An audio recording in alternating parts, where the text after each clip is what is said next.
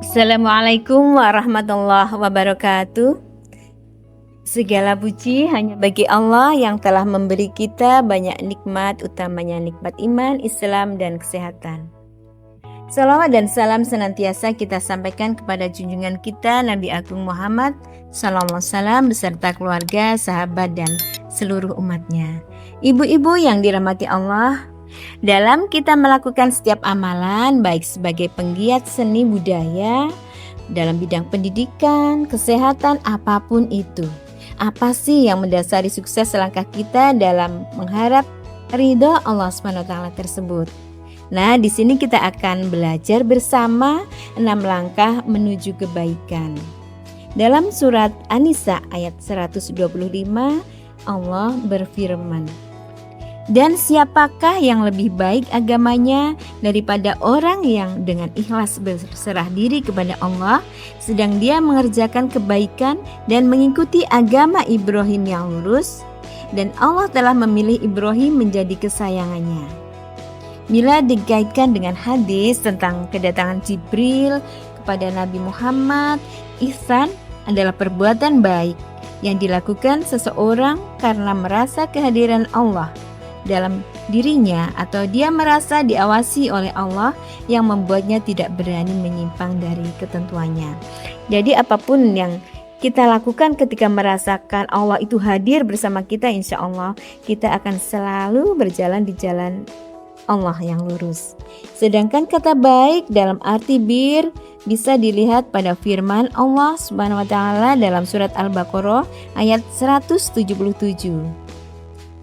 Kebajikan itu bukanlah menghadapkan wajahmu ke arah timur dan barat, tetapi kebajikan itu ialah kebajikan orang yang beriman kepada Allah, hari akhir, malaikat-malaikat, kitab-kitab, dan nabi-nabi, dan memberikan harta yang dicintainya kepada kerabat, anak yatim, orang-orang miskin, orang-orang yang dalam perjalanan musafir, peminta-minta, dan untuk memerdekakan hamba sahayanya, yang melaksanakan sholat dan menunaikan zakat, orang-orang yang menepati janji apabila berjanji, dan orang yang sabar dalam kemelaratan, penderitaan, dan pada masa peperangan. Mereka itulah orang-orang yang benar dan mereka itulah orang-orang yang bertakwa.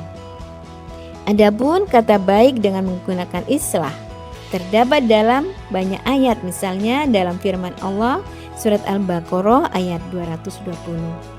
Tentang dunia dan akhirat, mereka menanyakan kepada Muhammad tentang anak-anak yatim. Katakanlah, memperbaiki keadaan mereka adalah baik. Nah, istilah berlaku baik digunakan dalam kaitan hubungannya yang baik antar sesama manusia. Dan istilah ini merupakan kewajiban umat Islam, baik secara personal maupun sosial. Nah, di dalam Al-Quran Allah menegaskan bahwa manusia diciptakan dalam bentuk yang sebaik-baiknya. Namun kemuliaan manusia terletak pada iman dan amal solehnya. Disinilah letak pentingnya berlomba-lomba dalam kebaikan. Sebagaimana firman Allah, "Dan setiap umat mempunyai kiblat yang dia menghadap kepadanya, maka berlomba-lombalah kamu dalam kebaikan di mana saja kamu berada. Pasti Allah akan mengumpulkan kamu semuanya. Sungguh Allah Maha Kuasa atas segala sesuatu." Quran surat Al-Baqarah ayat 148. Ada beberapa hal yang bisa dijadikan resep bagi seseorang agar bersemangat melakukan kebaikan. Mari ibu-ibu Aisyah kita bersama-sama belajar ini tentang 6 resep bagi seseorang agar bersemangat melakukan kebaikan. Yang pertama, niat yang ikhlas. Ini merupakan faktor penting dalam setiap amal karena akan membuat seseorang memiliki perasaan yang ringan dalam mengerjakan amal-amal yang berat sekalipun. Nah, jadi walaupun sangat berat, itu tidak terasa. Apalagi bila amal kebaikan itu tergolong amal yang ringan, tentu saja akan semakin ringan ya ibu-ibu ya. Yang kedua, cinta kebaikan dan orang yang baik. Nah, ini akan membuat seseorang antusias melakukan kebaikan. Jadi ketika kita melakukan kebaikan bersama orang-orang yang baik, ini akan semakin memotivasi. Yang ketiga, merasa beruntung bila melakukan kebaikan. Hal ini memang banyak keuntungan yang akan diperoleh. Pertama, selalu disertai oleh Allah. Yang kedua, menambah kenikmatan untuknya.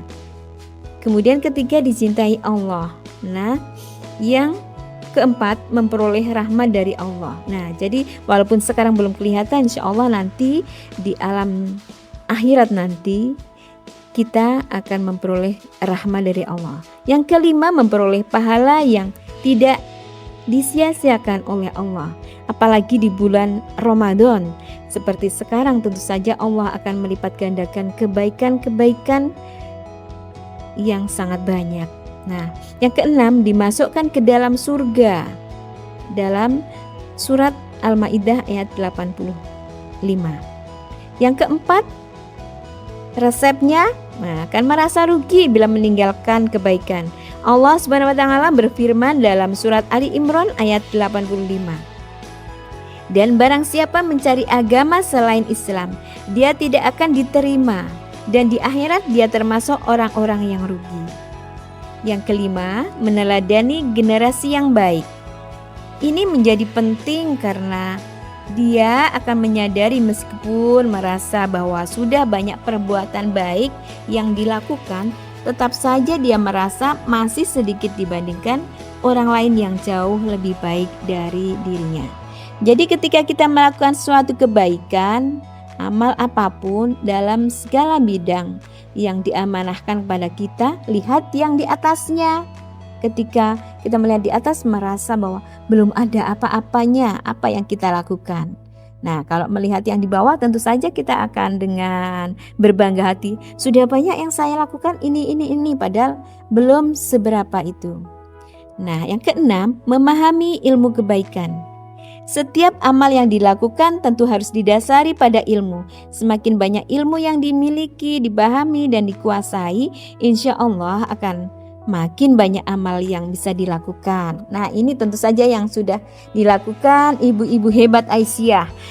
Senang sekali dalam mencari ilmu, berlomba-lomba dalam majelis ilmu, majelis kebaikan ya. Baik secara langsung maupun secara online lewat YouTube dan kajian online lain. Demikian ibu-ibu yang dirahmati Allah, ibu-ibu hebat Aisyah semuanya, apa yang saya sampaikan ada kelebihan itu semata-mata petunjuk dari Allah, adapun banyak kekurangan itu adalah karena kesalahan saya, karena ilmu saya, kedangkalan ilmu. Mohon dimaafkan. Nasrun minallah wa fathun qarib wa basiril mu'minin fastabiqul khairat. Wassalamualaikum warahmatullahi wabarakatuh.